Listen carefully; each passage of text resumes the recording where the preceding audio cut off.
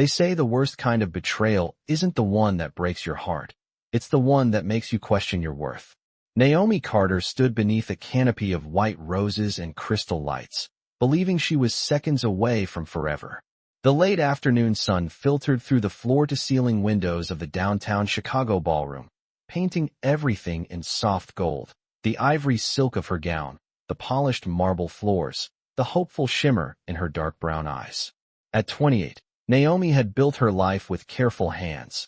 A marketing degree from Northwestern, a modest condo overlooking Lake Michigan, and a love she thought was solid as stone. She had trusted in loyalty the way some people trusted in gravity, certain it would always hold.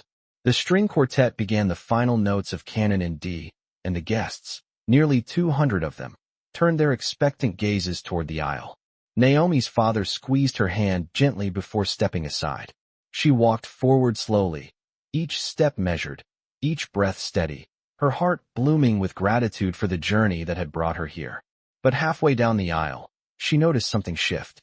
The groom's expression, once warm, once proud, had cooled into something distant. And beside him, standing too close, was her maid of honor, Veronica, dressed not in blush chiffon, but in a sleek white suit that caught the light like a blade. The murmurs began before the words did. Naomi felt it first as a tremor in the air, a crack beneath the polished surface of perfection. Then the officiant cleared his throat awkwardly. Then her fiancé stepped forward, not toward her, but away. "I can't do this," he said, his voice carrying across the ballroom with startling clarity. "I deserve a partner who fits my future." The words landed softly, but they split everything open. Naomi did not scream. She did not run. She simply stood there, spine straight, bouquet trembling only slightly in her hands. Veronica stepped beside him, her smile apologetic but unashamed. The guests watched with the detached fascination of people witnessing a headline being born. Naomi heard fragments, investment circles, family expectations, better alignment, phrases dressed up as logic but hollow at the core. In less than 60 seconds, 10 years of devotion dissolved into polite applause as the groom announced that the wedding was postponed. Postponed, as if love were a meeting that could be rescheduled. Naomi felt the room shrink around her, the crystal chandeliers suddenly too bright, the music too loud, the air too thin. But she refused to give them the satisfaction of collapse. She turned slowly, lifted her chin, and walked back down the aisle alone. Outside, the November wind cut sharply against her bare shoulders, carrying the scent of rain and distant traffic. The city moved on as if nothing had happened. Cars honked. People laughed. Somewhere, a siren wailed and faded. Naomi stood on the sidewalk in her wedding dress, abandoned but unbroken, her pulse loud in her ears. She had believed she was walking toward a beginning. Instead, she had been delivered to an ending. What she did not know, what no one in that ballroom could have imagined, was that before the night was over, a stranger would offer her something even more dangerous than love. He would offer her a choice. And Naomi Carter, the girl they underestimated, would make a decision that would change everything. The wind had not softened by the time Naomi realized she had nowhere to go. Her limousine had already driven away under someone else's instructions, and the guests were beginning to spill onto the sidewalk in clusters of whispered curiosity. She stepped out of her heels and held them in one hand, the cold concrete grounding her in a way nothing else could. Her phone vibrated in her clutch, a flood of messages lighting up the screen, but she did not open a single one. Sympathy felt like salt. Explanation felt like surrender. She lifted her face toward the darkening sky, steadying her breath, refusing to let the tears that threatened at the corners of her eyes fall where anyone could see them. That was when she heard a voice behind her, calm and measured, cutting through the noise without raising its volume. "You deserve better than that ending." Naomi turned slowly. The man standing a few feet away had been inside the ballroom earlier, though she had not truly noticed him. Tall, composed, dressed in a tailored charcoal suit that fit him with effortless precision, he looked less like a guest and more like someone who belonged to a different kind of room entirely. His light brown hair was brushed back neatly, his expression unreadable but not unkind. He held no drink, no phone, no visible agenda. Just stillness. "I do not recall inviting you into this conversation," Naomi replied, her voice controlled, each word placed carefully. He did not flinch. You did not. But the entire city was just invited into yours. There was no mockery in his tone, only observation. Naomi exhaled slowly. If you are here to offer pity, please reconsider. I do not offer pity, he said. I offer options. The word lingered between them. Options. Naomi studied him more closely now, noticing the quiet authority in his posture, the way people instinctively shifted around him without realizing why. And what exactly would a stranger offer me at a moment like this? She asked. He stepped closer, but not enough to invade her space. Just enough to be heard over the traffic. A way to walk back into that ballroom with your head higher than anyone else in that room. Naomi almost laughed. You assume I care what they think.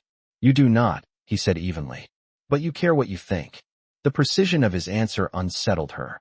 He extended a simple card, white and unembellished, with a name printed in restrained black lettering. Alexander Whitmore. No title, no company, just the name. Naomi recognized it immediately. Chicago business journals did not print names like that lightly. Whitmore Holdings had been in the headlines for years, acquisitions, expansions, philanthropic foundations. Old money that moved quietly and decisively. She looked back at him, eyes narrowing slightly. You were not just a guest. No, he replied. I was considering a partnership with your former fiancé's firm. I no longer am. The words were delivered without drama. Just fact. Naomi's grip tightened slightly around her shoes. Why are you telling me this? Because sometimes the most efficient response to humiliation is leverage. The wind lifted the hem of her gown, and she held it still, grounding herself again. I am not interested in revenge. Neither am I, Alexander said. I am interested in strategy. He paused, studying her as if evaluating a proposal. Marry me. The sentence landed with quiet weight. Naomi stared at him, certain she had misheard. That is not funny. I am not joking. His gaze did not waver. You need dignity restored. I need a wife. Silence stretched between them, thick but not uncomfortable. For what reason? She asked finally. My family's board requires that I be married before the end of the fiscal year to assume permanent control. It is an outdated clause. I intend to fulfill it efficiently. Naomi felt something sharp and almost ironic flicker inside her. Less than an hour ago, she had been abandoned for not fitting into someone's future. Now a billionaire was offering her entry into another one. You do not know me, she said. I know enough, he replied. I know you did not cry in front of 200 people who expected you to. I know you walked out without collapsing. I know strength when I see it. The city lights began to glow around them as evening settled in.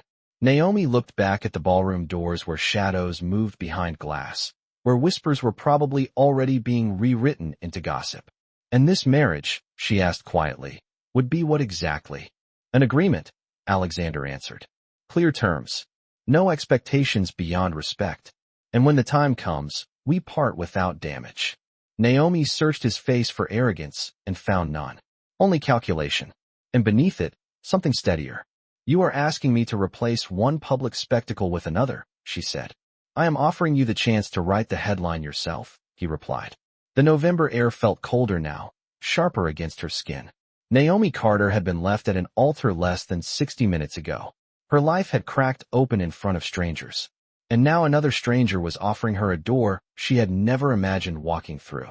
She did not answer immediately, but she did not walk away. The city seemed to hold its breath as Naomi studied the man standing in front of her, the hem of her wedding gown whispering against the sidewalk in the restless November wind. She had always believed decisions that changed a life would feel dramatic, thunderous, undeniable. Instead, this one arrived quietly, wrapped in calm logic and steady eye contact. Alexander Whitmore did not look desperate. He did not look amused. He looked certain. If I say yes, Naomi said slowly, measuring every syllable, this does not become another cage. His expression did not shift. It becomes a contract, he replied. Defined, limited, controlled. The word controlled echoed in her mind. Less than an hour ago, she had lost control of her own narrative in front of 200 guests. She had stood in white silk while someone else decided her value.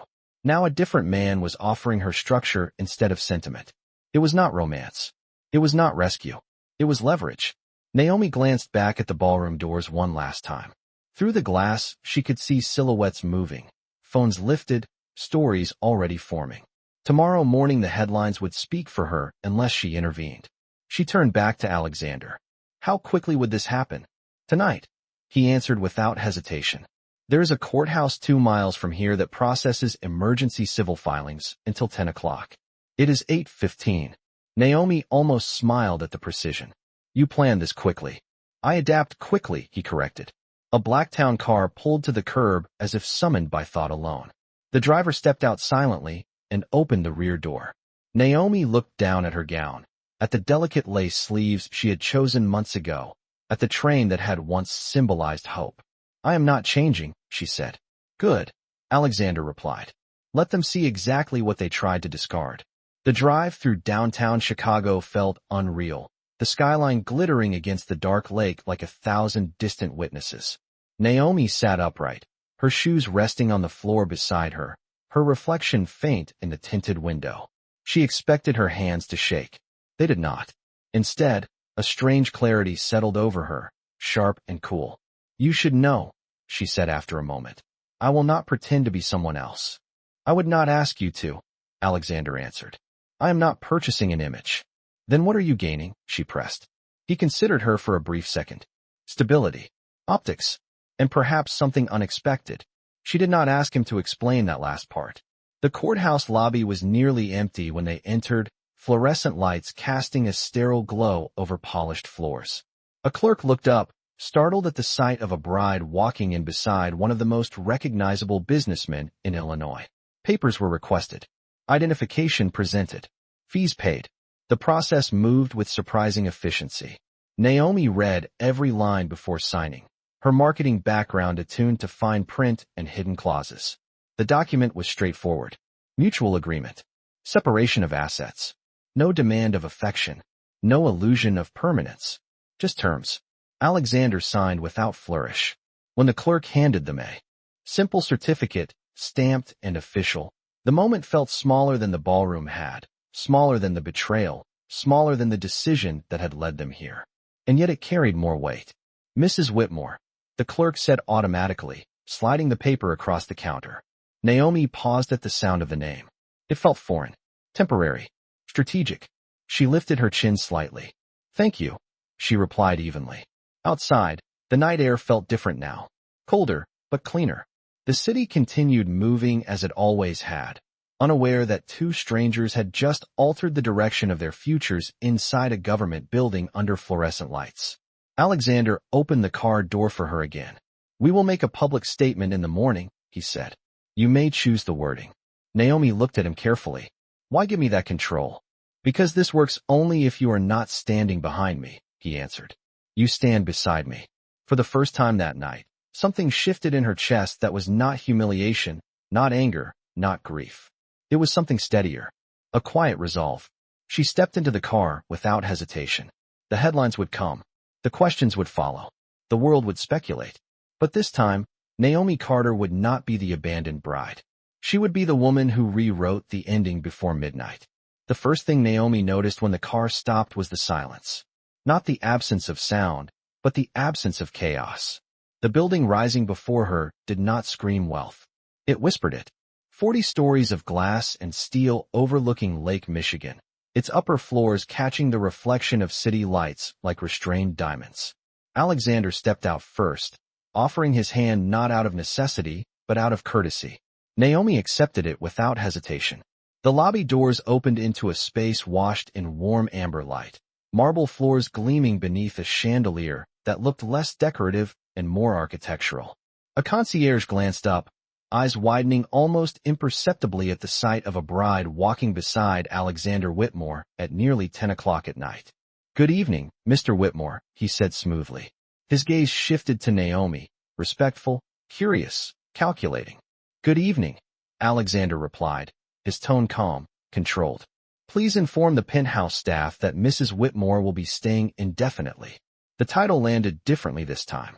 Not as shock, not as strategy, but as introduction. The private elevator opened with a soft chime, and they stepped inside alone. As the doors closed, the city vanished behind brushed steel walls. Naomi caught her reflection in the mirrored panel. Lace sleeves. Ivory silk. Hair still pinned perfectly from a ceremony that never happened. She looked like a contradiction. There will be a separate bedroom prepared for you, Alexander said, his voice steady. You will have full access to the East Wing. My office and study remain private. Naomi nodded. And the rules. He met her gaze in the mirror. Respect. Discretion.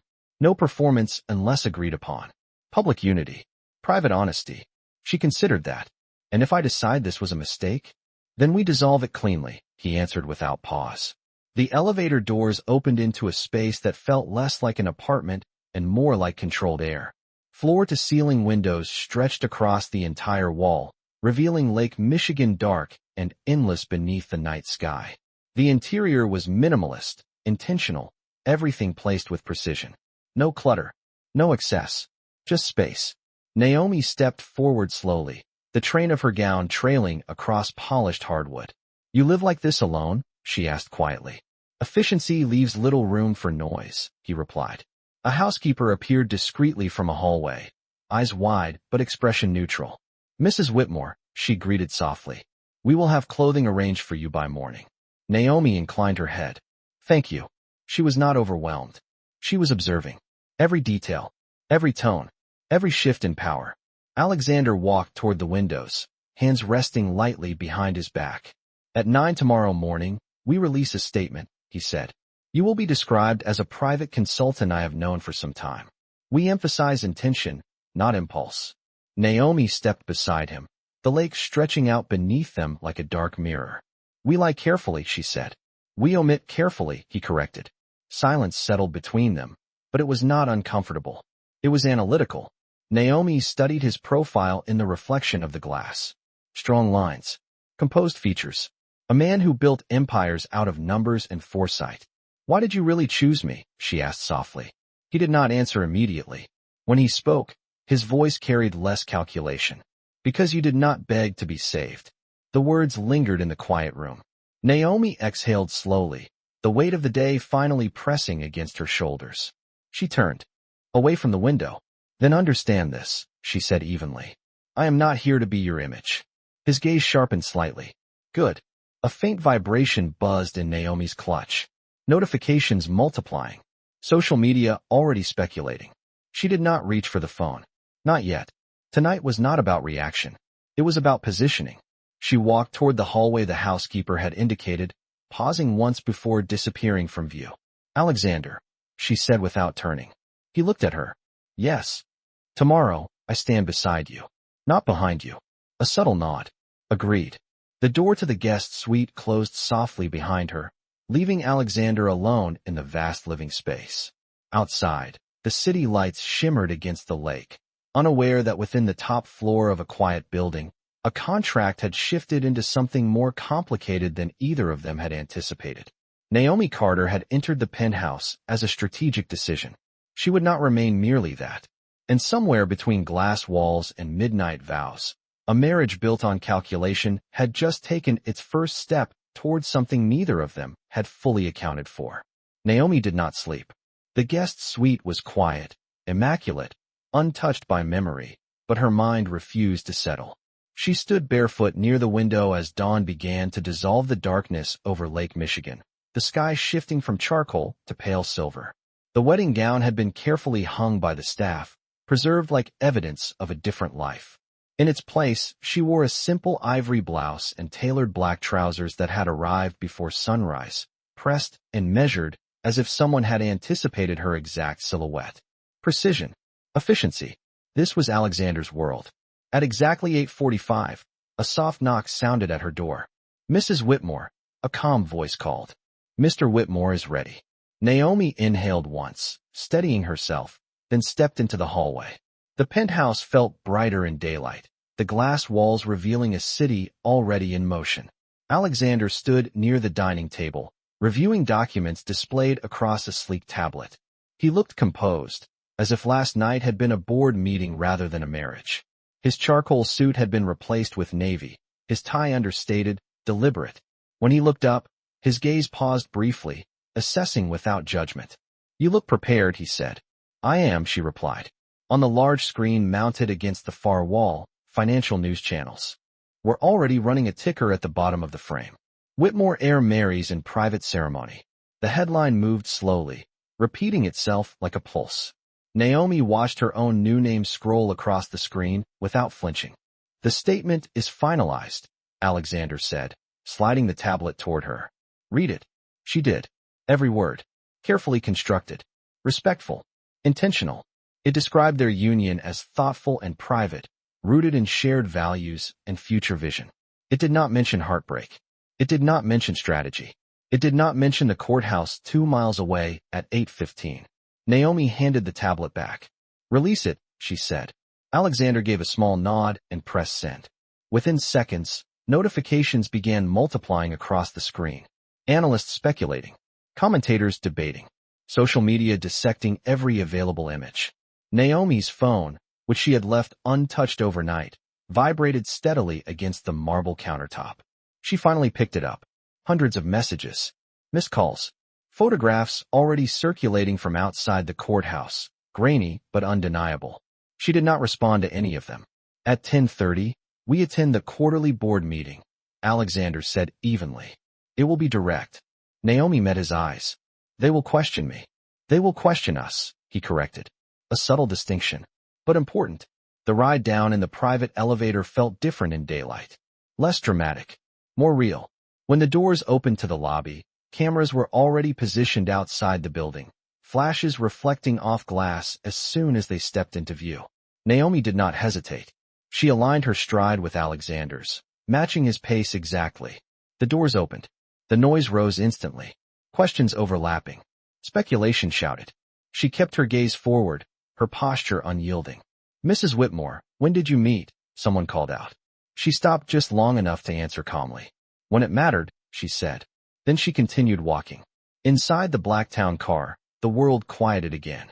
Alexander glanced at her briefly. That was effective. Naomi allowed the smallest hint of a smile. "I do not collapse publicly," she replied. The boardroom on the 42nd floor of Whitmore Holdings was all glass and steel, a long polished table surrounded by men and women whose expressions ranged from polite curiosity to thinly veiled skepticism. Naomi felt the weight of their evaluation before she even took her seat. Alexander remained standing at the head of the table. "This is my wife," he said simply. No elaboration. No justification. Just fact. The room fell silent. Naomi folded her hands calmly on the table, meeting each gaze without retreat. She understood the unspoken questions. Background. Credentials. Motive. She had walked into the room as an unexpected variable. But she would not remain unexplained. "I have spent the last 6 years in corporate brand strategy," she began smoothly, her voice steady and articulate. "I understand optics. I understand narrative. And I understand leverage." The faintest shift moved through the room. Attention sharpened. Respect, perhaps not yet granted, but no longer withheld. Alexander watched her without interruption. Naomi did not overspeak. She did not plead. She presented. And when she finished, silence returned, but it felt different. Not dismissive. Measured. As the meeting progressed, Naomi realized something quietly transformative. She had not been brought here merely to satisfy a clause. She had stepped into a world that expected her to shrink. Instead, she expanded. By the time the meeting adjourned, the initial resistance had softened into calculation. The clause had been fulfilled. The optics stabilized. But beneath the polished surface of corporate approval, something more subtle had begun to form. Naomi Carter had entered the boardroom as a solution. She left it as a presence. And Alexander Whitmore, who had built his life on strategic precision, was beginning to understand that this marriage, efficient as it had seemed, might not remain purely contractual for long. Power does not raise its voice. It waits to see who will stand. The afternoon sun stretched long across the glass walls of Whitmore Holdings as Naomi remained seated after the board members had filtered out one by one, their polished shoes echoing against marble floors.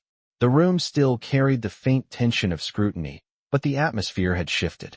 She had not been dismissed. She had not been diminished. She had been assessed and, for the moment, accepted. Alexander closed the final folder with deliberate precision. "You were effective," he said, not as praise, but as recognition. Naomi leaned back slightly in her chair, allowing herself one slow breath. They expected hesitation, she replied. I do not hesitate when I am prepared. A faint glimmer crossed his eyes, something almost like approval. Preparation suggests intention, he said. Do you intend to remain involved? Naomi studied the skyline beyond the windows, Chicago alive beneath a crisp blue sky. If I am going to carry your name publicly, I will not do so passively, she answered. Your board understands market volatility. They will understand strategic partnership. Alexander regarded her carefully. You are not obligated to assist. I am not obligated, she agreed. I am choosing to. The distinction lingered. Downstairs, the media presence had doubled. By early afternoon, every business outlet in the Midwest had analyzed their union from every possible angle. Naomi's past had been unearthed with impressive speed. Her university achievements, her previous marketing campaigns, her former engagement, now reframed as scandal. She had expected exposure. What she had not expected was how calm she felt within it. The town car carried them back to the penthouse without conversation. The city no longer felt hostile. It felt observant, as if Chicago itself were waiting to see what kind of woman would emerge from the headline. Inside the penthouse, Alexander removed his jacket and placed it neatly across the back of a chair. Tonight there is a fundraising gala for the Whitmore Foundation, he said. It was scheduled months ago. We will attend. Naomi met his gaze. They will want to see us. Yes, he replied simply. She walked toward the window again, sunlight catching against the lake in bright reflections. Then they will see us. By 6 o'clock, stylists had arrived with garment bags and measured efficiency. Naomi stood before a mirror as they presented options, silk and satin in muted jewel tones. She selected a deep emerald gown, elegant but understated, its lines clean and strong. No excess, no apology. As they worked, she studied her reflection not for vanity, but for alignment. This was not about beauty. It was about message. Alexander entered briefly, pausing at the doorway. His gaze shifted subtly as he took in the transformation. It suits you, he said. Naomi met his eyes through the mirror. I intend it to. The gala ballroom shimmered beneath crystal chandeliers, conversations rising and falling like a practiced symphony. When they entered, the subtle shift in attention was immediate. Heads turned, cameras angled. Naomi felt the weight of curiosity, but refused to carry it as burden. She placed her hand lightly at Alexander's arm, not clinging, not distant, balanced. A group of board members approached first, offering polite congratulations. Naomi responded with warmth but precision, her words measured, her tone confident. She did not overspeak. She did not shrink. Across the room, she noticed a familiar figure. Her former fiancé stood near the champagne bar, posture rigid, expression unreadable. For a brief second, their eyes met. He looked surprised, perhaps unsettled. Naomi held his gaze without bitterness, without triumph, simply steady. Then she turned away, focusing instead on a conversation about foundation grants and community investment. Alexander observed the exchange without comment. Later, as the evening unfolded, he leaned slightly toward her. You do not look back, he noted quietly. Naomi allowed the faintest smile. There is nothing there for me. Under the chandelier light, amid soft music and polished voices, something subtle shifted between them. The marriage had begun as leverage, a clause fulfilled, an image corrected. But tonight, as they moved in synchronized confidence through a room that expected fracture and found unity instead, the contract felt less like armor and more like foundation. Not yet affection, not yet trust, but recognition. And as cameras captured their composed silhouettes beneath crystal light, it became increasingly clear that the story unfolding was no longer about a woman abandoned at an altar. It was about a woman who chose her next chapter before anyone else could define it for her. Respect is not given in ballrooms. It is earned in silence after the music fades. The gala ended with polite applause and curated smiles, but it was the ride home that revealed the shift. Naomi sat beside Alexander in the quiet back seat of the town car, emerald fabric catching faint reflections from passing streetlights. Neither of them spoke immediately. The city outside was alive, yet contained, as if Chicago itself were processing what it had witnessed. Finally, Alexander broke the silence. You handled him without reaction, he said. Naomi did not need clarification. She knew exactly who he meant. Reaction is expensive, she replied calmly. I am investing differently now. A subtle glance from him. Not amusement. Recognition. Back at the penthouse, the staff had retired for the evening, leaving the space hushed and immaculate. Naomi slipped off her heels near the entryway, feeling the cool hardwood beneath her feet. She walked toward the windows, looking out at the dark lake. The city lights shimmered, distant but constant. Behind her, she heard Alexander loosen his tie. You were not intimidated, he observed. Naomi turned slowly. Intimidation requires doubt, she answered. I have very little of that left. He studied her, as if recalibrating. You were supposed to be temporary, he said quietly. The words were not unkind. They were honest. I still am, she replied evenly. Unless you decide otherwise. The air shifted. Not charged. Not fragile. Just aware. This arrangement benefits from clarity, Alexander said. Then let us clarify, Naomi responded. She walked toward the long dining table where the contract copy had been placed earlier that morning. The paper remained pristine, untouched since the courthouse. She rested her hand lightly against it.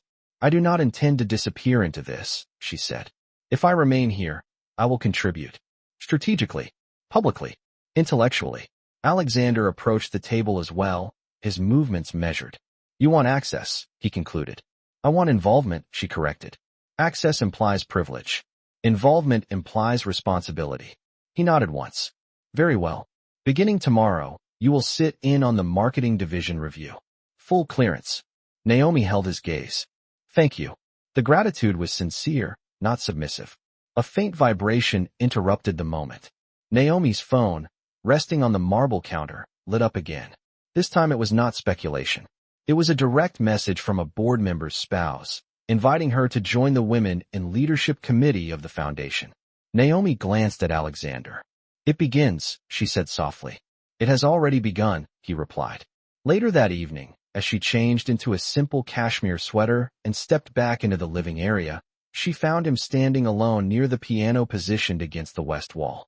The instrument had likely been decorative for months, perhaps years. He ran a single key absent-mindedly, the note echoing gently through the room. You play? She asked. He shook his head. My mother did. The admission felt unexpectedly personal. Naomi moved closer, but kept a respectful distance. You do not speak of her often, she observed. She understood pressure, he said quietly. She married into expectation. Naomi absorbed that. The empire. The clause. The urgency. And did she find happiness? She asked. Alexander did not answer immediately. She found resilience, he said at last. Silence settled between them again, but this time it felt layered. Not purely strategic. Naomi rested her fingertips lightly against the piano lid. Resilience is a beginning, she murmured. He looked at her then, really looked at her, as if recognizing something beyond the emerald gown and composed presence. You are. Not what they anticipated, he said. Naomi allowed a faint smile. Neither are you. Outside, a light rain began to fall against the glass, soft and steady. The city blurred slightly in reflection. Inside the penthouse, two individuals who had entered a contract for efficiency were slowly discovering complexity. Not affection, not yet, but awareness. The kind that shifts foundations quietly. Naomi walked toward her suite without further words, leaving Alexander alone in the dim light. He remained by the piano, listening to the rain against the windows, aware that what had started as leverage was evolving into something far less predictable. And unpredictability, he knew, was either a risk or a revelation. He had not yet decided which she would become.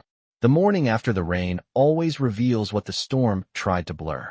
Naomi arrived at Whitmore Holdings just before 9, not as a guest, but as a participant. The marketing division occupied the 35th floor, an open-concept space of glass partitions and muted gray workstations overlooking the river.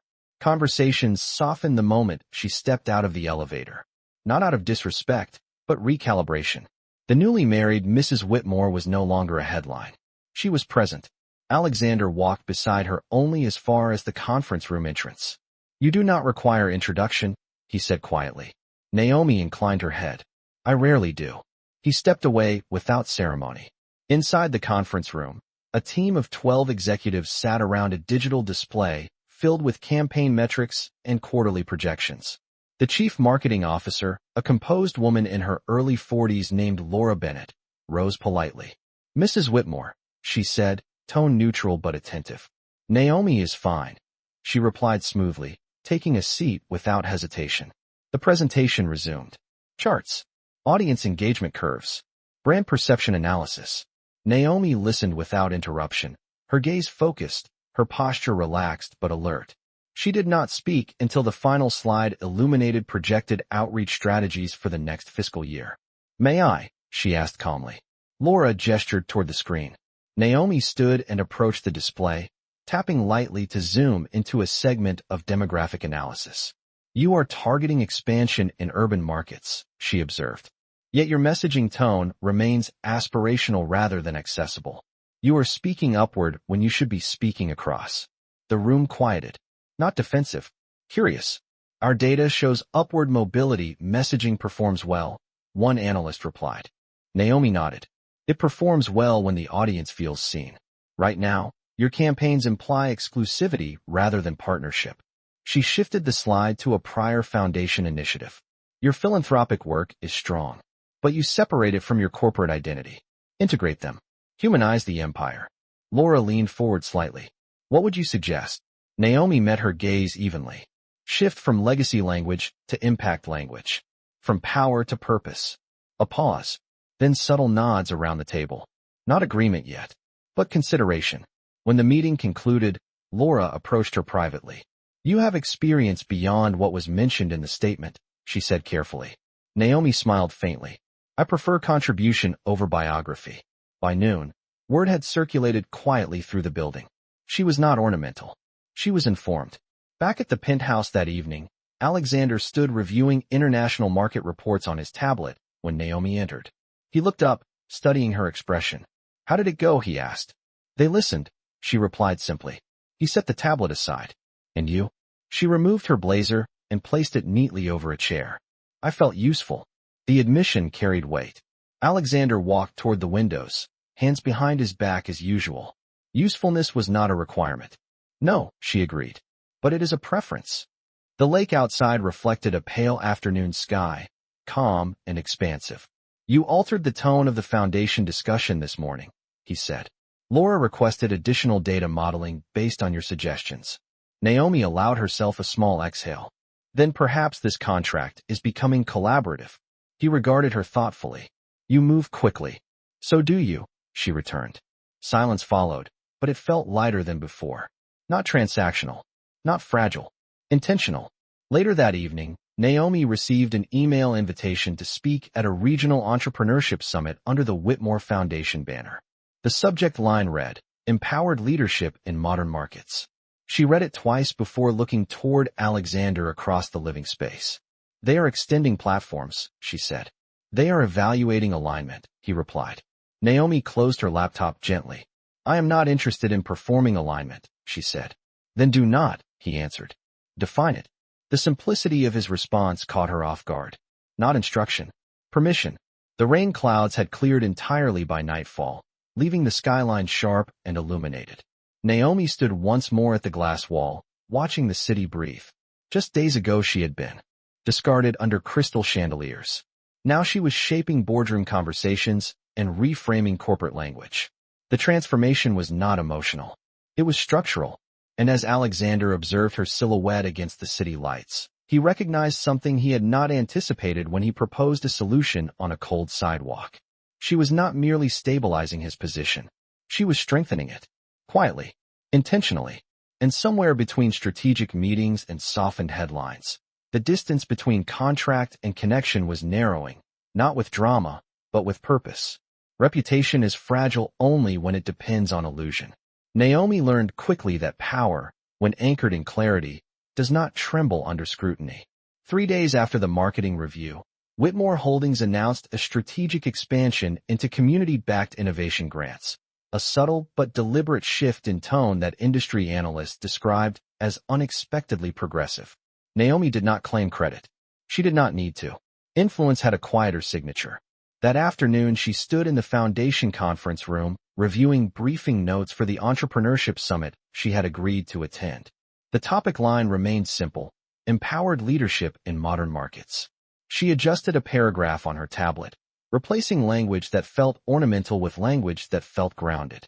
Across the room, Alexander watched without interrupting. You edit like you are removing armor, he observed. Naomi did not look up. Armor is useful in battle, she replied. Not in conversation. He considered that.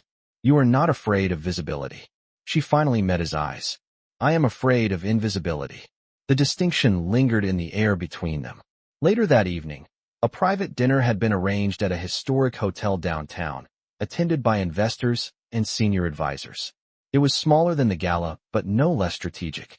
Naomi chose a deep navy gown, structured yet fluid, her hair styled simply, her presence intentional. As they entered the dining room, conversations paused momentarily before resuming with curated warmth. She recognized the subtle choreography of influence. Polite smiles, measured introductions, evaluation disguised as welcome. During the second course, an older investor leaned slightly toward her, his tone outwardly gracious. Mrs. Whitmore, your transition into this environment has been remarkably seamless, he said. Many would find it overwhelming. Naomi held his gaze calmly. Seamless transitions usually require preparation, she answered. I prepared long before I arrived. A faint ripple of acknowledgement moved across the table. Alexander remained silent, allowing her space to define herself. As the evening progressed, Naomi contributed thoughtfully to discussions on sustainable investment models and brand trust metrics, never dominating, never retreating. When dessert arrived, the atmosphere had shifted. She was no longer being tested. She was being heard. Across the table, she noticed again the subtle presence of her former fiancé, invited perhaps out of professional obligation. He avoided her eyes at first, then finally approached during a break in conversation.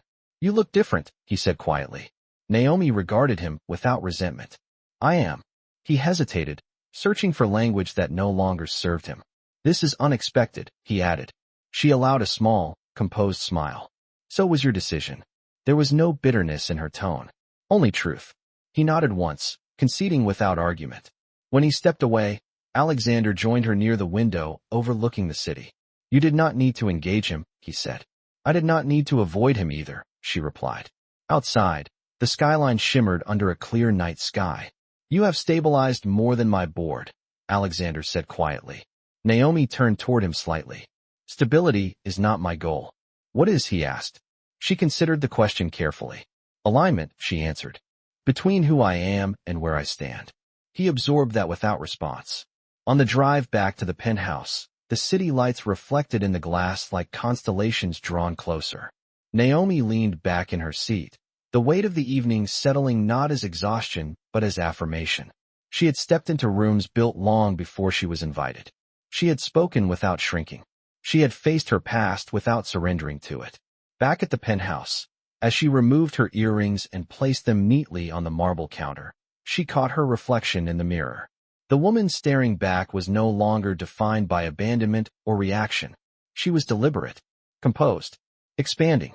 In the living area, Alexander paused near the piano once more, fingers hovering above the keys without pressing them.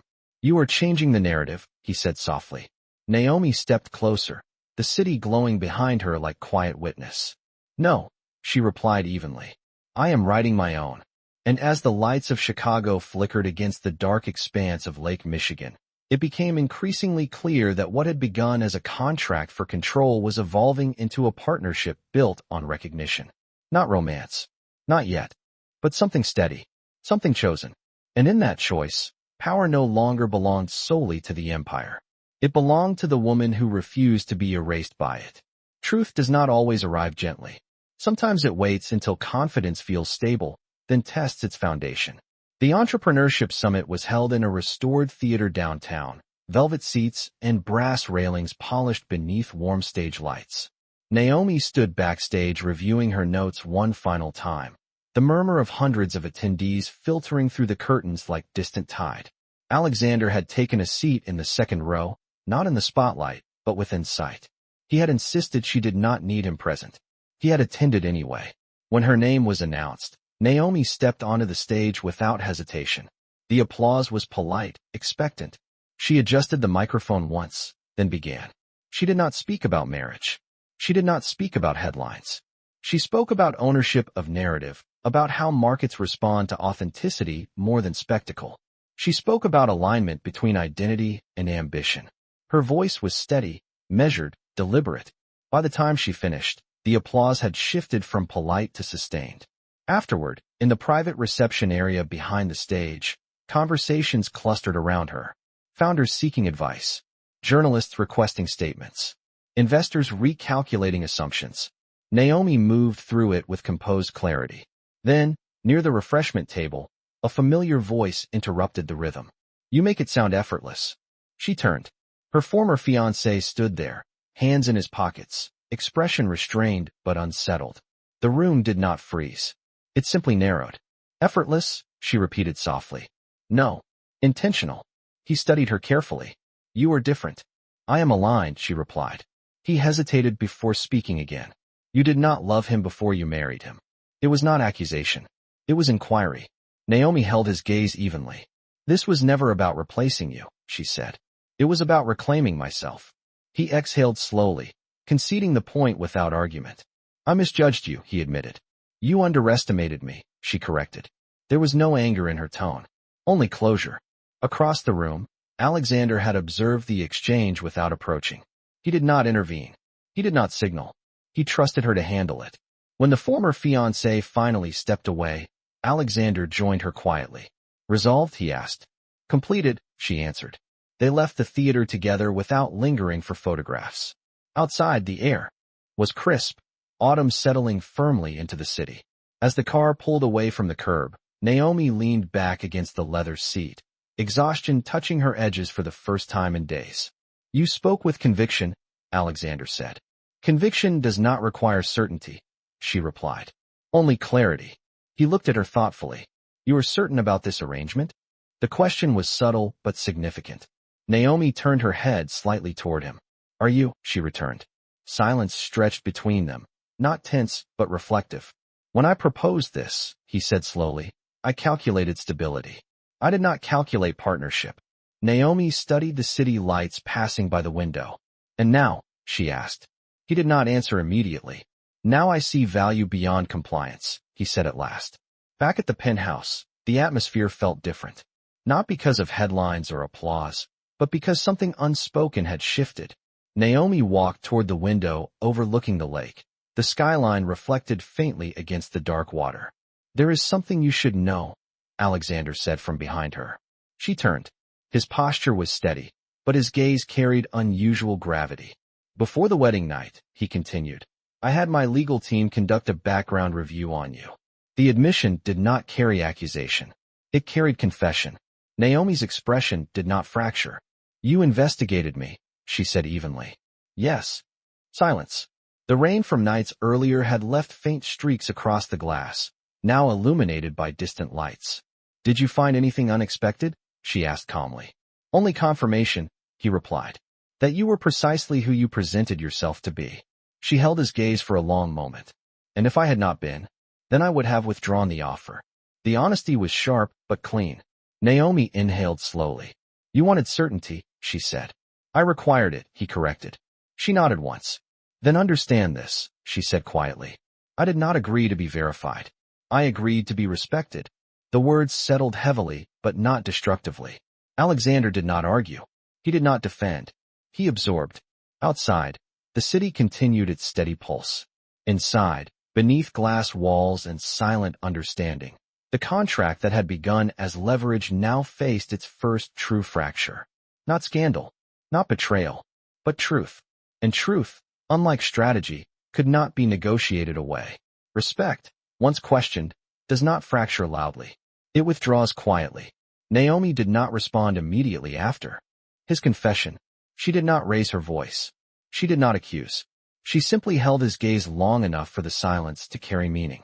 Then she turned back toward the window overlooking Lake Michigan, the city lights reflecting faintly across the glass.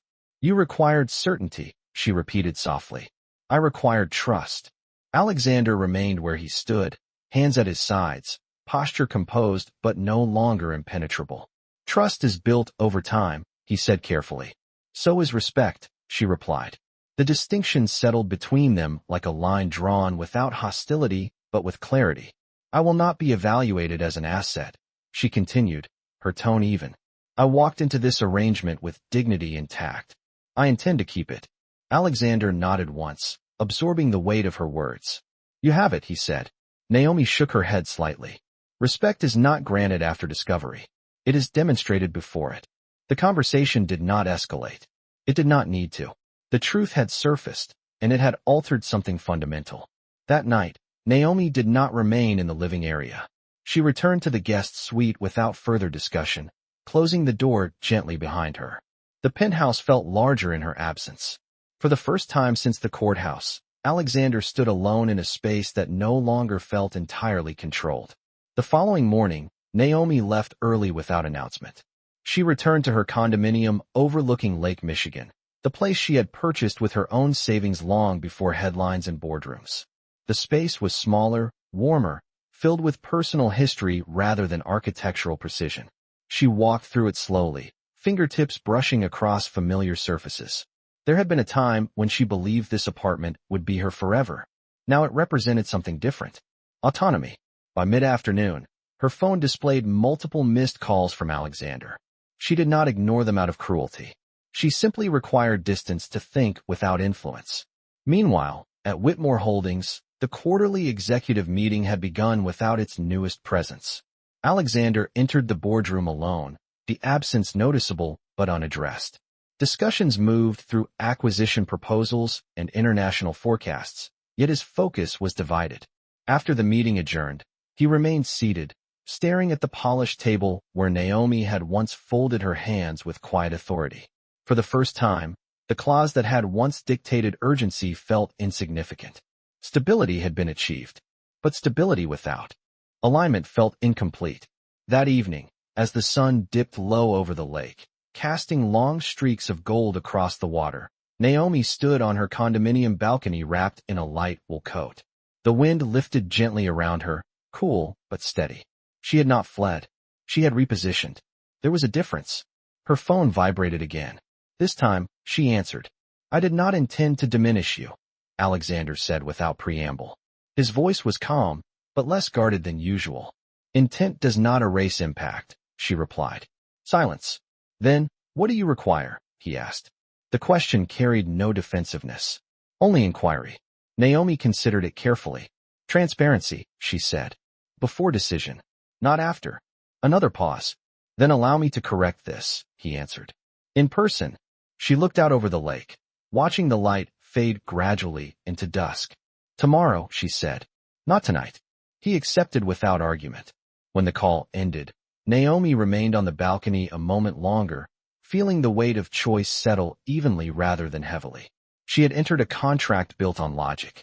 She had contributed beyond expectation. But partnership required something strategy alone could not manufacture. Back at the penthouse, Alexander stood once more near the piano, fingers resting lightly against its polished surface. The empire remained intact. The headlines had stabilized. The board was satisfied. Yet for the first time, control felt less compelling than connection. And as night fell across Chicago, two individuals who had begun with calculation now stood at the edge of something far more complex. Not collapse, not reconciliation, but decision. And decision, unlike leverage, demanded vulnerability. Morning arrived with a clarity that felt almost ceremonial. The sky above Lake Michigan stretched pale blue and uninterrupted, sunlight gliding across the surface of the water like quiet affirmation. Naomi stood inside her condominium, dressed in a tailored cream blazer and dark trousers, her posture composed, her expression calm. She had not returned in defeat. She had returned in decision. At precisely 10 o'clock, there was a knock at her door. Not hurried, not tentative, deliberate. She opened it without hesitation. Alexander stood there alone, no driver waiting in the hallway, no assistant trailing behind him. Just him. Navy suit. No tie. His gaze met hers steadily, without calculation. "May I come in?" he asked. Naomi stepped aside. Yes. The condominium felt different with him inside it. Smaller.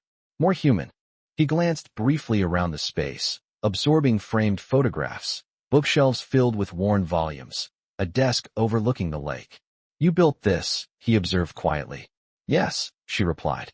Without leverage. He nodded once, acknowledging the subtext. They sat across from one another at the small dining table, sunlight falling across polished wood between them. No contracts. No digital displays. No empire in view. Just conversation. You were correct, Alexander began. Verification is not respect. It is protection. Naomi held his gaze evenly. And what are you protecting? She asked. He did not hesitate. Control. The honesty did not arrive wrapped in defense. It arrived stripped. My family's history is filled with miscalculation, he continued. Public misjudgments. Private vulnerabilities that became liabilities. I learned early to anticipate risk. Naomi listened without interruption. And I appeared as risk, she said calmly. You appeared as unknown, he corrected. I equated unknown with threat.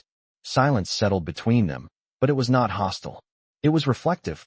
You married me without demanding transparency about my past, he said. You offered trust before certainty. Naomi exhaled softly. I offered choice, she replied. There is a difference. He leaned forward slightly, elbows resting lightly against his knees. Then allow me to choose differently now, he said. The words carried no corporate precision, only intention. I will grant you full access to my financial disclosures, my family trust structure, any information you request. Naomi studied him carefully. Information is not the same as vulnerability, she said. He absorbed that. Then this, he said quietly. I do not want this arrangement to remain transactional. The admission shifted the air between them. Not dramatic, but significant. Naomi did not respond immediately. Instead, she rose and walked toward the balcony door, opening it slightly to allow the lake breeze to drift inside. You built your empire on certainty, she said, looking out across the water. But partnership requires something less predictable. He stood as well, moving closer but maintaining respectful distance. Uncertainty, he offered. She nodded. And willingness. He stepped beside her, both of them facing the horizon. I am willing, he said simply. Naomi turned toward him slowly. Why? The question was not accusation. It was invitation. Alexander's expression softened in a way she had not seen before. Because when you left, the penthouse did not feel controlled, he said. It felt empty. The admission hung in the sunlight between them. Not grand. Not poetic. Honest. Naomi searched his face for calculation and found none. Only steadiness. This cannot be about possession, she said. It must be about presence. He inclined his head. Then let it be presence. Silence followed, but it felt aligned rather than divided. Naomi stepped back inside, closing the balcony door gently.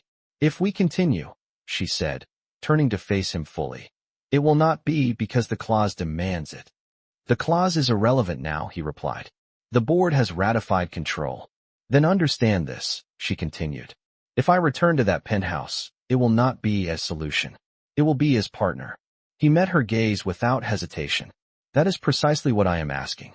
The lake shimmered beyond the glass, sunlight scattering across its surface like quiet confirmation. For the first time since a courthouse stamp had defined their union, the choice before them was no longer strategic. It was mutual, and mutual choice, unlike leverage, required courage. Naomi walked back toward the small dining table where their conversation had begun. Then we begin again, she said calmly. Not as contract, not as calculation, but as decision. The second beginning did not require an altar. It required intention. 2 weeks after that conversation on the balcony, Naomi stepped once more into the penthouse overlooking Lake Michigan, not as a contingency plan, not as an emergency solution, but as a woman who had chosen her position deliberately. The space felt different this time, not because the architecture had changed, but because the atmosphere had. The east wing that had once been assigned to her was no longer described as separate. The door to the study remained open. The piano no longer stood untouched. Small adjustments, subtle but meaningful. Alexander met her at the entrance without ceremony. No grand gestures. No declarations. Just presence. Welcome home, he said quietly. Naomi paused at the word. Home. It no longer sounded transactional. We define that carefully, she replied, a faint warmth in her tone. We will, he answered. The foundation gala that had once felt strategic was replaced with something smaller, intentional. A private gathering on the penthouse terrace at sunset. No press. No spectacle. Just a handful of close advisors and foundation leaders. The skyline glowed amber as the sun lowered toward the horizon, Lake Michigan shimmering beneath streaks of gold. Naomi stood beside Alexander. Not in emerald or navy this time, but in a soft ivory dress that moved easily in the breeze. Not armor. Not performance. Just ease. When Alexander raised his glass, his voice carried clearly but without theatrics. This partnership began as structure, he said. It continues as choice. He did not elaborate. He did not dramatize. He simply reached for Naomi's hand. She did not hesitate. We are not here because of a clause, she added calmly. We are here because we align. The small group responded with genuine applause, not the polite kind reserved for corporate announcements. This felt personal. After the guests departed, the terrace grew quiet, the city lights emerging one by one against the darkening sky. Naomi rested her hands lightly against the glass railing, watching reflections ripple across the lake. You relinquished control in front of them, she observed. Control is not lost when it is shared, Alexander replied. She turned toward him, studying his expression.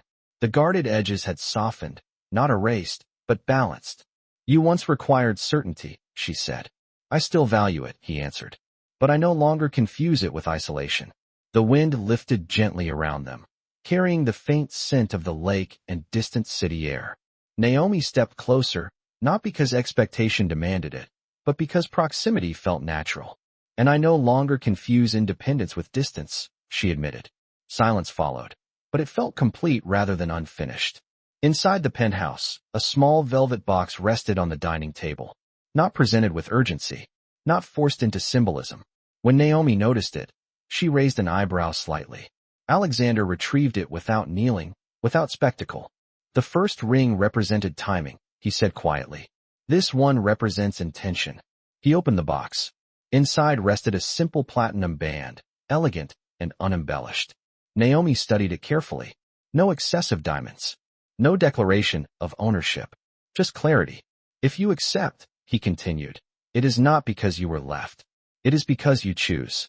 Naomi looked at him for a long moment, searching for calculation and finding none. Only steadiness. She extended her hand calmly.